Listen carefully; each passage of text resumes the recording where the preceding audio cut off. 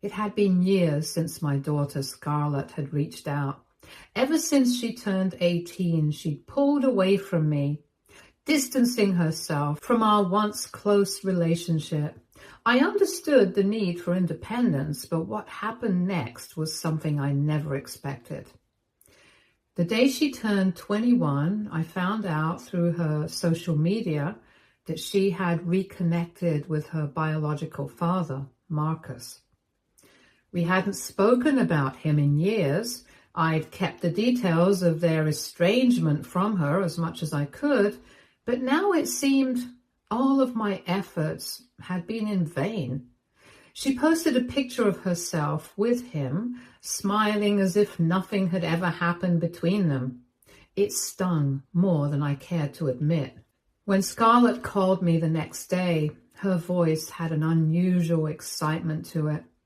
She said she was happy and had made peace with Marcus. She asked me if I didn't think that was worth celebrating. I tried not to let the hurt show, but hearing her speak with such optimism about him made my stomach churn. I told her that I was glad she had found peace, but I couldn't hide the disappointment in my voice. There was something about the way she spoke that made me feel like I was losing her. The conversation took a turn when Scarlett mentioned that because of everything she and Marcus were catching up on, she thought she needed some space from me. Her tone was casual, almost as if she was telling me about an upcoming trip. She told me that she just couldn't balance everything right now and that she thought she needed some space. The words hit me like a punch to the gut. I wasn't surprised, but the finality in her voice left me speechless. She didn't even give me the courtesy of a real goodbye. That was the last time I heard from her for weeks. I tried reaching out to Scarlett, but my calls and texts went unanswered. I assumed she was too busy with her renewed relationship with Marcus. But then George, Scarlett's fiance, called me. Him and Scarlett had been together for 8 years, 5 as friends and 3 as a couple. And from everything I knew, they were solid. George was steady and dependable. Everything Scarlett needed to balance out her impulsive, hot-headed tendencies. George's voice on the phone was tense. He started by telling me he needed to talk. I could hear the seriousness in his tone. I braced myself for whatever he was about to say, unsure if it would be good or bad. When he told me he had noticed something off with Scarlett, I wasn't surprised. She had been distant, even with him, and I had a sinking feeling that it had something to do with Marcus. He told me that he had been worried about her, saying that she wasn't herself anymore. He mentioned that she had been pulling away from him too, and he didn't know what was going on. I could hear the concern in his voice, and I knew it was genuine. George loved Scarlett, and I could tell how much it hurt him to see her changing like this. He was just a year older than her. I took a deep breath before telling him the truth. I wasn't sure how he would react, but he deserved to know. I told him that Marcus had been a source of instability in our lives, that he was manipulative and angry, and that I had spent years protecting Scarlett from him. I told him how I had tried to keep her safe from a man who didn't deserve her love. I explained that the man had always been toxic and that he left us when Scarlett was just a toddler, and now he was back, pretending like he was the perfect father. The bitterness I had kept inside for so long spilled out as I spoke. It was clear to me now that Marcus hadn't changed. I apologized and said that I wouldn't be able to attend their wedding anymore, as I just couldn't watch Marcus walk Scarlett down the aisle. It would break my heart completely to watch that happen. George was quiet for a long time after I spoke. I could almost hear him processing what I had said, weighing everything carefully. When he finally spoke again, his voice was firm and calm. He thanked me for telling him the truth, but I could tell that he was now facing a hard choice. He told me that he couldn't move forward with their wedding unless Scarlett saw the truth about Marcus. He made it clear that he wouldn't marry her until she made things right with me, that he needed her to face the reality of her past and stop hiding from it. His words were a shock, but as I thought about it more, I understood. George wasn't like Scarlett. He didn't act on impulse, and he wasn't going to let her keep living in a fantasy. If he said this, then he must have been thinking about this for a while. He needed her to confirm what was happening before they could move forward, and I couldn't blame him for that. Update 1, around 2 months later. It had been almost 2 months since I last heard from Scarlett, and the silence was getting unbearable. I kept thinking back to the last conversation with George. He had made it clear that he wouldn't marry her unless she faced her past and made things right with me. I understood why he needed that, but it still felt like I was being punished for something I didn't do. I tried calling Scarlett again, but there was still no answer. She had cut me off completely, and I had no idea where she was emotionally. Was she even thinking about what had happened? Or had Marcus's return taken over her entire life? Then, one afternoon, I received a message. It was from Scarlett. And, despite the anxiety that had been building up inside me, I clicked on it immediately. Her handwriting was the same, but there was something about the way the words were written that made me feel like she was trying to distance herself even further. She told me that she and George had decided to push back their wedding, and that it was no longer something that felt right for her at the moment. The words were cold, almost robotic. There was no mention of reconciliation, no apology for ghosting me all this time. But the part that stung the most was the line about her father. Scarlett wrote that she was doing her best to rebuild her relationship with Marcus. She wanted me to understand that she couldn't stay angry at him forever, that she had to move on, and that I needed to respect her choices. My heart dropped into my stomach.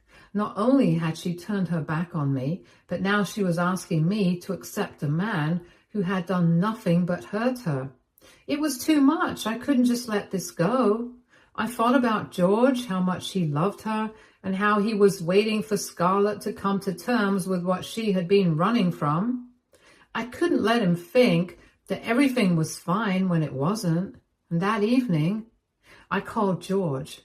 He picked up on the first ring, and I could tell by the sound of his voice that he was expecting this conversation. He was quiet as I explained what had happened, the message, the distance, and the coldness in Scarlett's words. I told him that I wasn't sure what to do anymore. I loved my daughter, but it was clear that she was choosing to ignore everything I had done for her all these years. I asked him if he thought I was wrong for feeling hurt. George sighed. He told me that he had known it would take time for Scarlett to realize what she was doing, but that he couldn't just watch her throw everything away. He mentioned how she had started to isolate herself even from him. He said it was like trying to love someone who couldn't see the damage they were doing to themselves and others. It was painful to hear, but I knew George had been struggling with his own emotions. He had been patient, more patient than I would have been in his shoes. But I knew now he was growing frustrated. He loved Scarlett, but he also knew that love wasn't enough to fix everything. Update 2, 1 month later. The days dragged on, and I heard nothing from Scarlett. It was like she had vanished completely from my life. You all have told me to be more considerate of George's emotions, and I have. I'm not piling everything on him. I've had separate conversations with him that I haven't put on here. One day, out of nowhere, I received a call from George. He didn't waste time with pleasantries. His voice was sharp and urgent. He told me that Scarlett had come to him the night before, crying, admitting everything. She had told him that she had been pushing me away because she felt guilty for reconnecting with Marcus. She said she didn't want to hurt me, but she had been too afraid to face the consequences of her choices.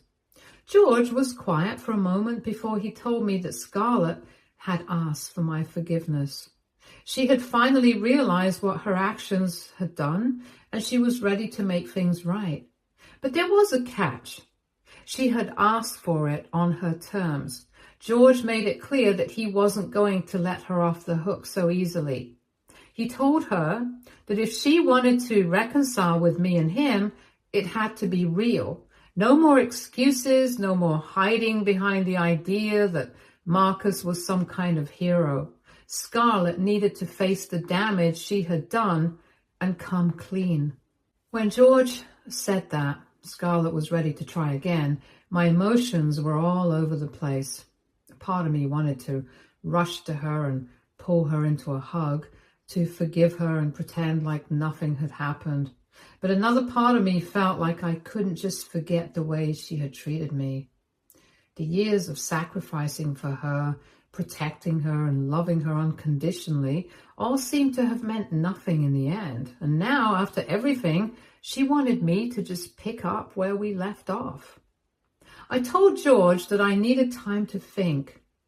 This wasn't something I could just jump into without considering the consequences. What if she was only apologizing because she was scared of losing everything? What if, after all this time, she hadn't really learned anything? George understood, but he said he would be there for me as I was there for him.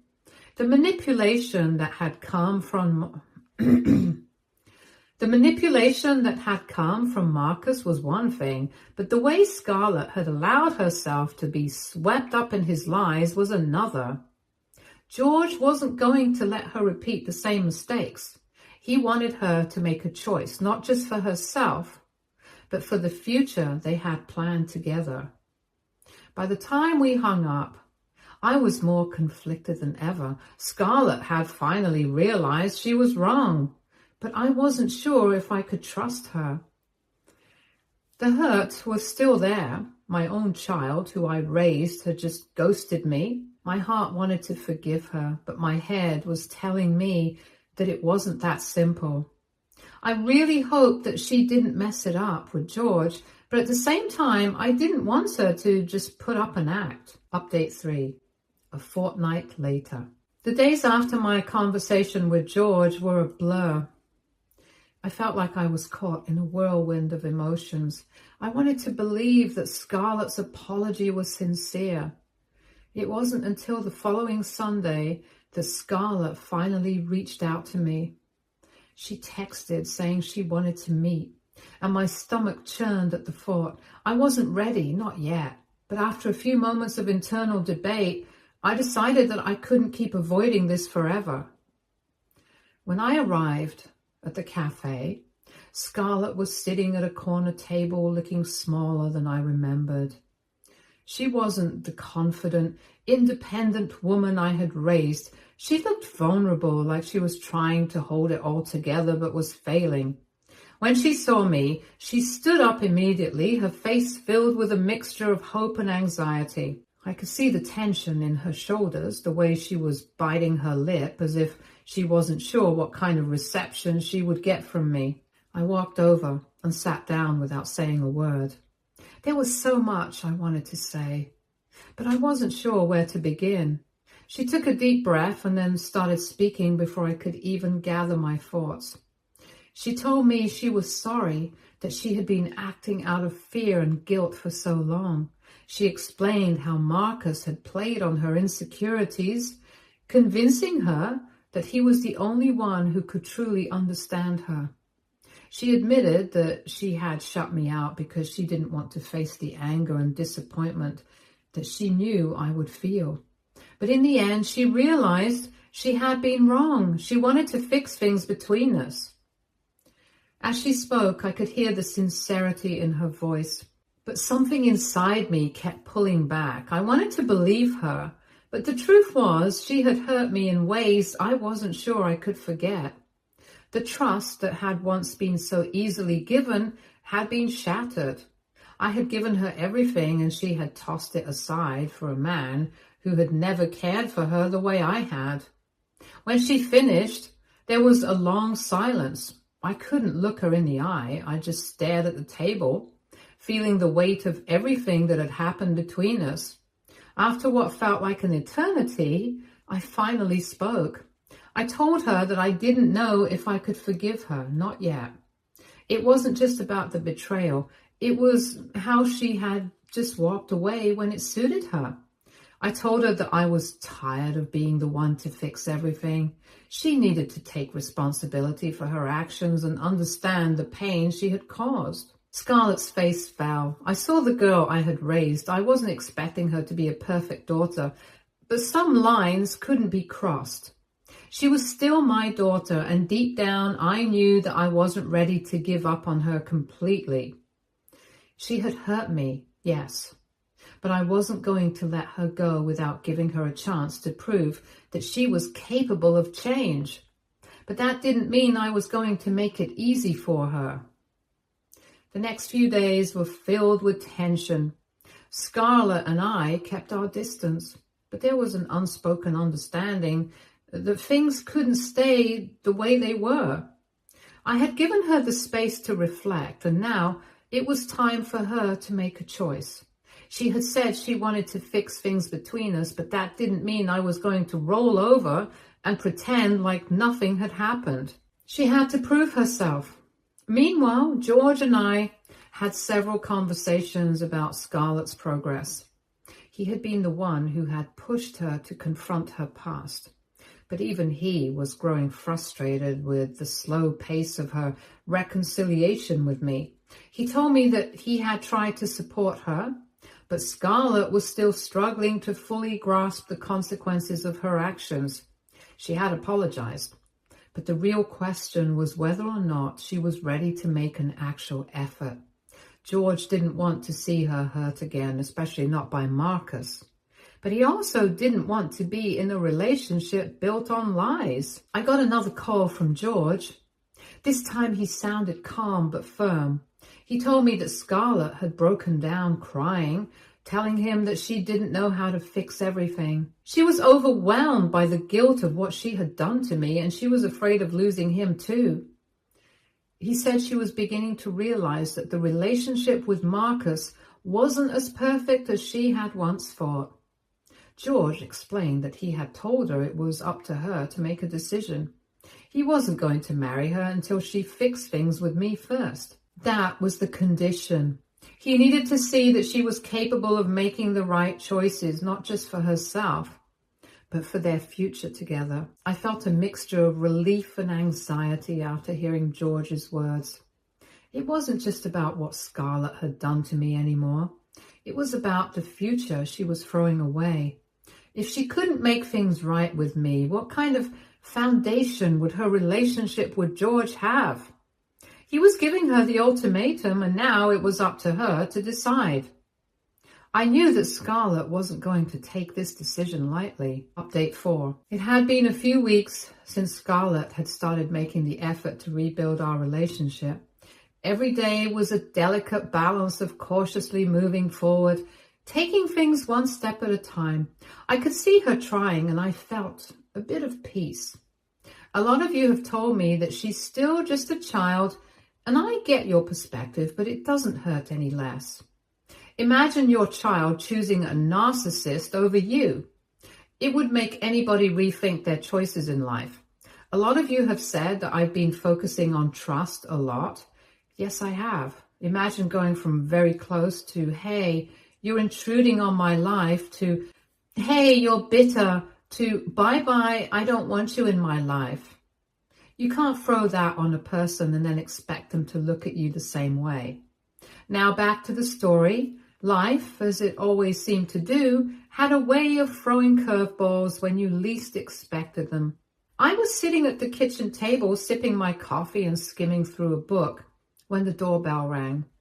I wasn't expecting anyone, and a wave of unease swept over me as I set the book down and stood up. I hesitated before opening the door. When I did, I saw Marcus standing there, arms crossed over his chest, and that infuriating smirk plastered across his face. It was the kind of smugness that made my blood boil, the kind that screamed trouble had come knocking at my door. I hadn't seen him in years, and honestly, I had hoped I never would. He greeted me in the same condescending tone he always used, commenting how surprising it was that I hadn't confronted him directly. He said I never was one for the truth, making it clear he wasn't here to chat, but to stir up chaos. His words hit me like a punch, twisting everything around like I was the one who had wronged him. But Marcus always had a knack for making everything feel like my fault.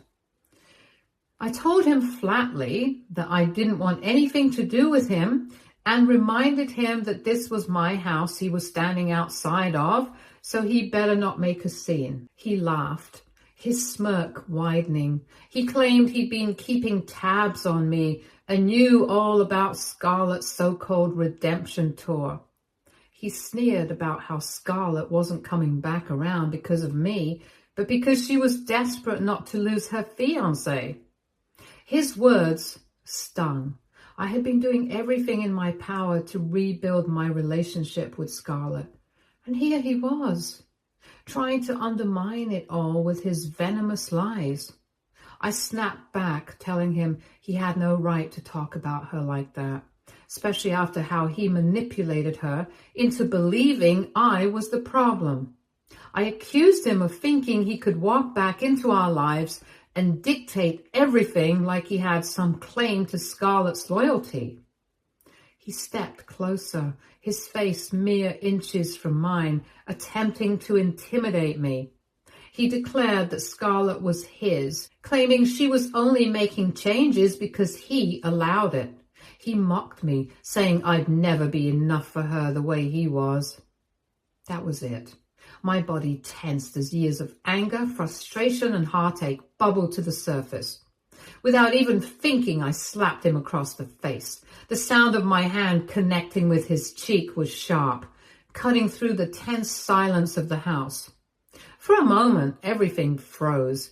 Marcus stood there, his face red from the force of the blow, staring at me with a look of disbelief. He couldn't fathom that I had actually struck him. I leaned in, my voice low but unwavering, telling him that he didn't get to walk into my home, spew his lies, and act like he controlled my daughter. I made it clear that Scarlett was mine, my daughter, my family, and nothing he said or did would change that.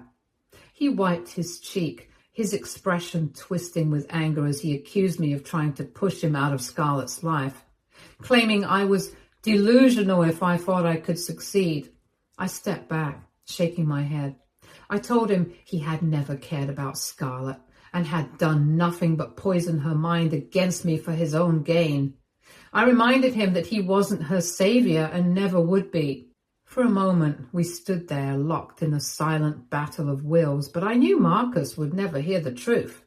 Not when it didn't serve his agenda. Finally, he turned and stormed towards the door, muttering that this wasn't over and warning me that I couldn't keep Scarlett from him. He slammed the door behind him, leaving the house in an eerie silence, but the tension in the air didn't fade. I stood frozen for a moment, my hand still tingling from the force of the slap. The sound of Marcus's voice was still echoing in my mind. It wasn't over. It would never be over with him. But just as I was beginning to gather myself, I heard the unmistakable sound of the bedroom door creaking open. I turned just in time to see Scarlett standing there, her eyes wide, her face pale. She had been listening, all of it, every word, every angry exchange between me and Marcus. Her body was trembling, her breath shallow. She looked like she was about to collapse, but instead she rushed into the living room with a speed that almost startled me. She shouted, asking why I had let Marcus say everything he did. She screamed that he was a curse, her voice shaking with a mix of hurt and fury. I couldn't stop the ache in my chest as I watched her. My daughter, the one I had spent so many years protecting, was unraveling right in front of me. She was finally seeing the truth about Marcus, but it was breaking her. I stepped forward, trying to reach out to her. I was about to speak, but Scarlett cut me off, her eyes filled with anger, her voice cracking as she blamed herself for everything. She said she was the reason the wedding was falling apart. It was all her fault. I could barely find the words to respond as she continued, but then, in a voice louder and stronger than I had ever heard from her, she admitted that I had been right all along. She finally saw what Marcus truly was. Before I could say anything, the front door opened again. I didn't get a chance to lock it. He hadn't left. He heard everything. I think he was here for a confrontation with me, but had he known that Scarlett would be here? His voice boomed as he entered the house, demanding to know what she had just said. His eyes locked on Scarlett, and the venom in his voice as he accused her of blaming him was obvious.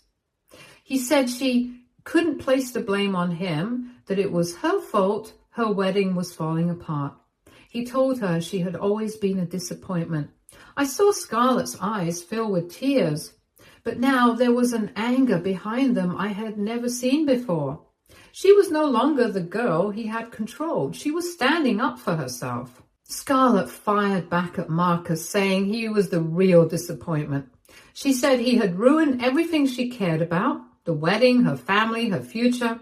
He had used her, twisted her, and now he thought he could walk in and tear her apart even more. Marcus tried to shout back, but Scarlett didn't let him get the chance. She told him she didn't care what he said anymore. She had had enough of him. She hated him for everything he had done to her, to all of us. With that, Marcus's face twisted with rage. Without another word, he turned and stormed out of the house, slamming the door behind him again so hard the entire frame shook. The sound of his footsteps as he left was deafening. For a moment, everything was eerily silent. I stood there, staring at the door, wondering if it was truly over with him. This time, I locked the door immediately. Then, all at once, I felt the weight of the moment settle over me, and I rushed to Scarlett's side. She had collapsed on the couch, her shoulders heaving with silent sobs.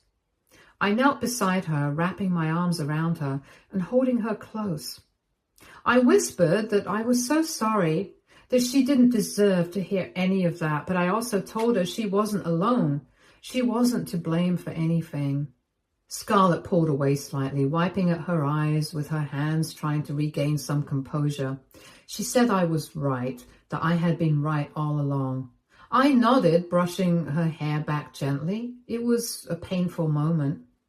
She let out a shaky breath, her voice raw, as she said she felt responsible for everything, letting Marcus into her life, letting him tear her apart, and ultimately ruining her wedding.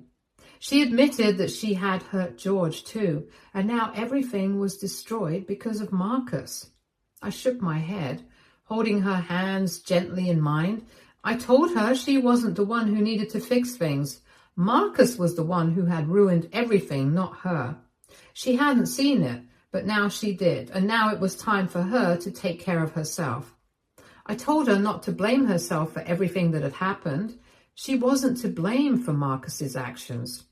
Scarlett looked up at me, her eyes filled with confusion and hurt.